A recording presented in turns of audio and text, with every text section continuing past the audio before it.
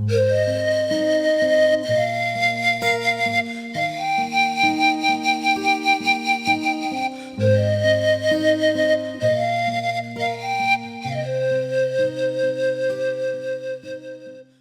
ด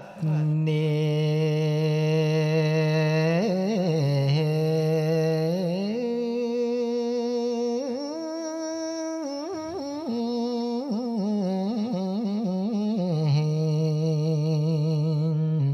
ตั้งสติเที่ยงมานก่อนสิลันว่าจะเทศนาตามวาจีญาทานมหาบุพาทัญญวงศ์เพิ่นเอ่ยพาทีตาหารปฏิภาณในเกี่ยมพร้อมน้อมมาคำสั่งว่าสิประกาศอันแจ้งลูกหลานลาจงหาฟังในมนุษย์ที่คิดไว้สมคาดคณิหมายบ่ให้สายมาปนตุ่มบ่ให้ลมนั้นไกลฟ้าหามญาทานมหาบุพาทัญญวงศ์มีประสงค์อยังสุดซึ่งลำพึงน้ำบ่ได้ขาดบาดว่าไหลสัวสิ้นสูญเสียงได้ห่างกันทุกสิ่งอย่างว่านั้นควรได้เอ่ยเผยว่าจากควรสั่งลาบัดยามยังได้สร้างสาตามความเว้าโหมขอสั่งลูกสาวเพงทั้งหาอย่าโศกาเด้ออุ่น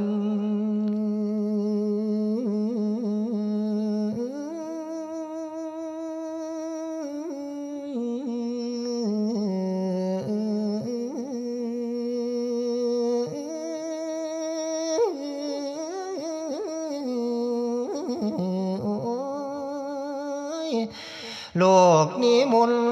บ่เที่ยงมันสังขารเปลี่ยนว่าเปลี่ยนไป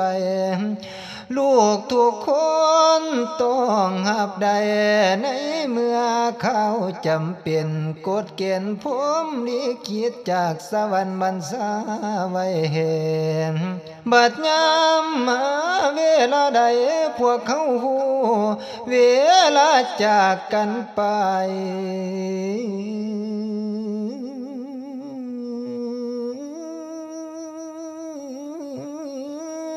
บ่มีไผสิวเมือง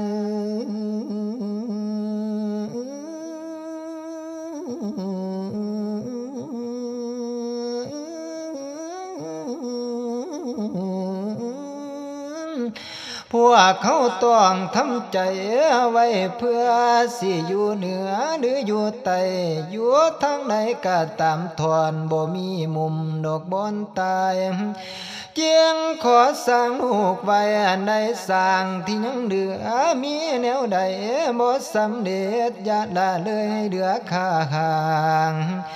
ให้พวกลูกพากันเสริมพากันสร้างเดินตามทางห้อยของพ่อแน่เด้อ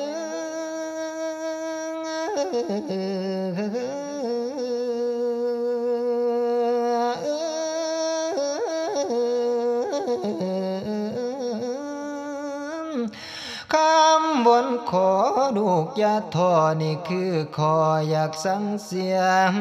ความมากได้ก็เกลือเพื่อแผ่ความศรัทธาแม่นว่าเวียนญาณลาไหลลาบจงแต่ความดีไว้เห็นความมาได้วนกันกะสันเดโดยดังแม่นว่านี้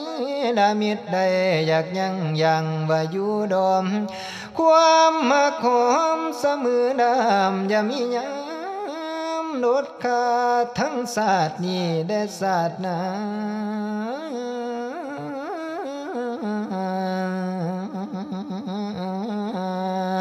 ให้มาพอ เจ้าพบกันเด้อคำเด้อ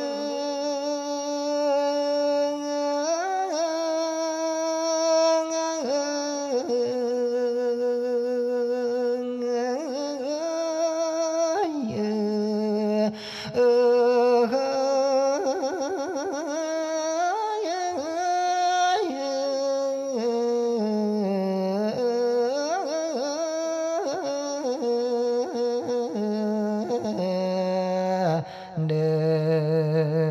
นพอมาหอดบนบานจังได้ลั่นว่าจากขาน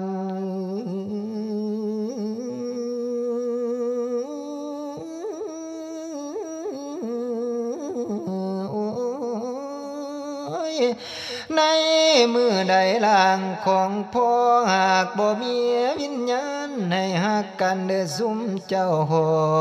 มนางจารุวรรณสาตะกวนเป็นคนเข้าจำเอาให้ทวนเทียแม่วันนี้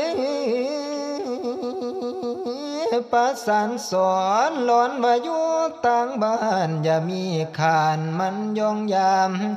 มันมาถามการเหตุสร้างยังข้างบ่หรือสำเร็จจงพากันตั้งใจเหตุพวมพอยังเป็นคนนี้แม่ผู้วงพิมพ์มาสากหนักดื้อเบาให้เจ้าสวยบุญสู้และอยู่ทรงคอยสมประสงค์เนื่องในคำพอสั่งไว้อย่าไล่ลางห่างสร้างสร้างแม่บุญมีเบิ้นคำจำไว้เด้อลูกหลาอย่าหันอวยเอาใจนี่มีแนวใดขาดเดือให้ดูแลลำแยงต้องซอยกันให้มันแล้ววัดป่าดอนเทวดาเปรียบคือกับหน่วยแก้วดวงตาของพ่อ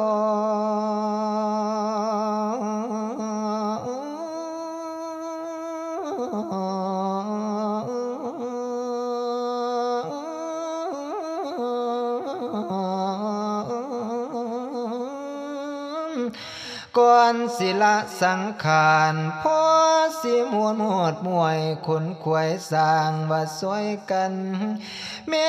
สีแก้วกันยายเสื้อมันสมกับพอทานไว้วางใจมีแนวใดปรับปรุงสวยบำรุงให้มันแล้วขอใส่หมดทั้งหาลูกสาวเพงของญาทานพวกเขายังขาดการบ่ได้จากไว้สานั้นซ้ำใด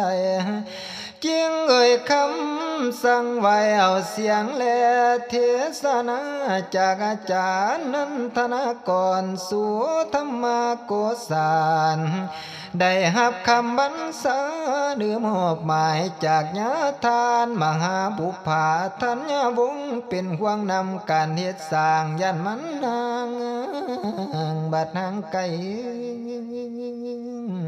มีแนวใดบ่ทันแล้วเหลือติดขัดจัดการตัวเนี่ยเด้อ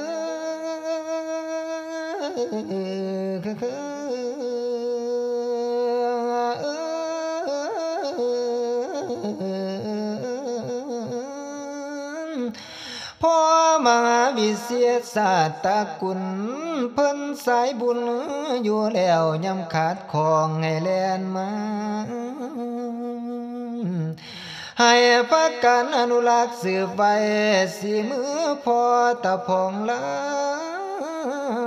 เก็บไว้เป็นมงคลคู่เคียงยังบ้านงบประมาณลงถึงสร้างหลายปันใดบ่ได้ว่างบประมาณใจของพวกลูกหลามันหลายเท่ายิ่งกว่าเงินญาทานจึงได้เอิ้นสั่งไว้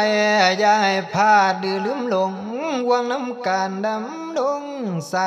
งให้เสร็จสิเห็นค ความทวินบ่ไหวเว้นหยังได้เห็นแต่ยามอยู่บาดบากคูดนดวงจักสิห่วงอยู่วางใดเจียงใดบ่งบอกไว้ให้ลูกพ่อรวมใจกันเด้อ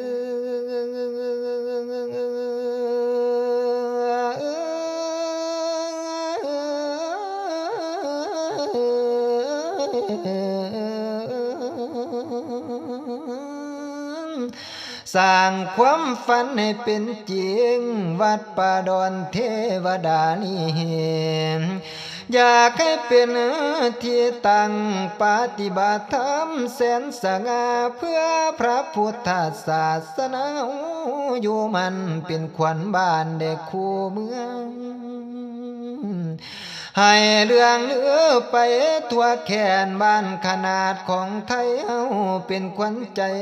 สาวพูดมากราบการในวันวายเปรียบลังเหมือนไฟใต้แสงพระธรรมนั้นน้ำสองแสงทองใสสองแจ้งแสนหอมกว่ากินกระจายพระอาจารย์นันทนากรสู่ธรรมาโกษารเทศให้ฟังตอนบรรทายขยายบอกความประสงค์ญาทานเพิ่นได้จงใจหวังสั่งลาลูกทั้งหางขออำดาเด้อโยมเจ้าเสียสาหนูเสียดหน่อยได้ไง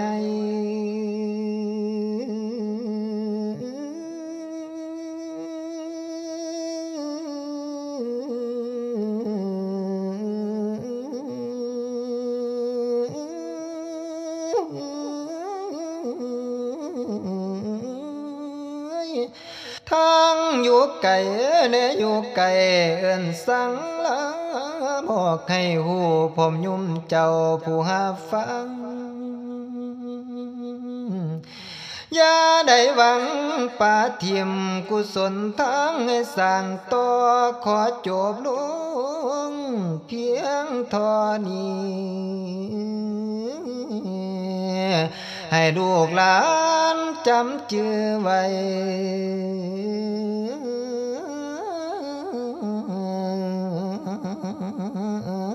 สิไล่แล้วคุณสุคนละนาขอลาเด้อ